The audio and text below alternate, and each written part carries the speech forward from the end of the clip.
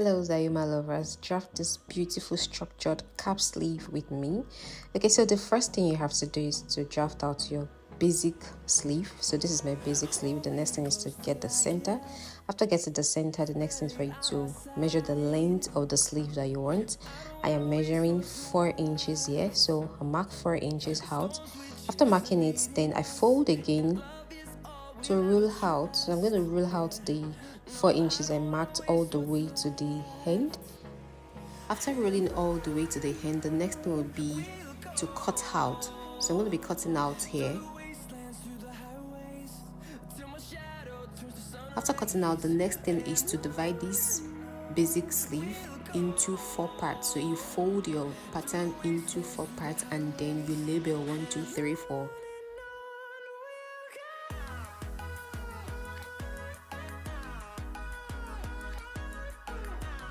So once you've done that, the next will be for you to slash and open up the sleeve completely so you can spread it on another paper.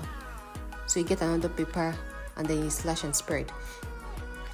In this case, the volume you're going to be adding to the bottom of the sleeve and to the crown, the upper part of the sleeve, it's not going to be even. It's not going to be an even distribution, not even volume. Slash and spread is to add volume to our sleeves, right? But in this case, we're not adding even volume. So for the bottom, I added half an inch space. If you look at it, half an inch space to the bottom of the sleeve.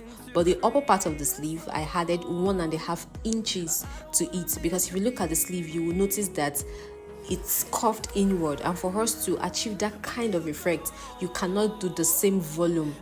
So you will add more volume to the upper part and then lesser volume to the lower part.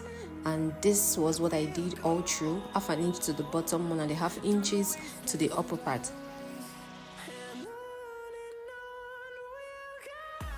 After doing this, the next thing will be for us to blend the crown of the sleeve.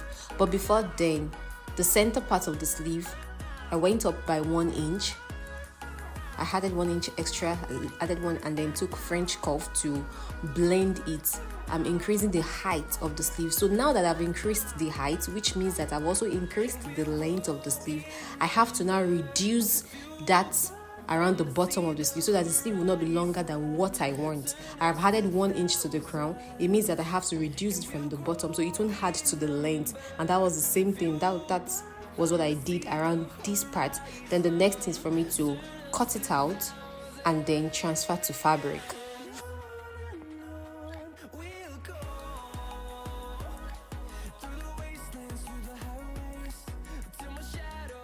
For cutting, you had half an inch seam allowance to all the sides, and please cut 2 layers because you're going to be using it to turn each other. You can see what it looks like. You don't have to necessarily interface to get the structure. As long as your cut is good, you'll get the structure. After joining, the next thing will be to pull the gathers around the crown. So you pull the gathers to the length that you want. You make sure you pull it very well to the length that you want before sewing it or joining it together with the main body. So basically, this is the end of making a structured cap sleeve. See you in the next class.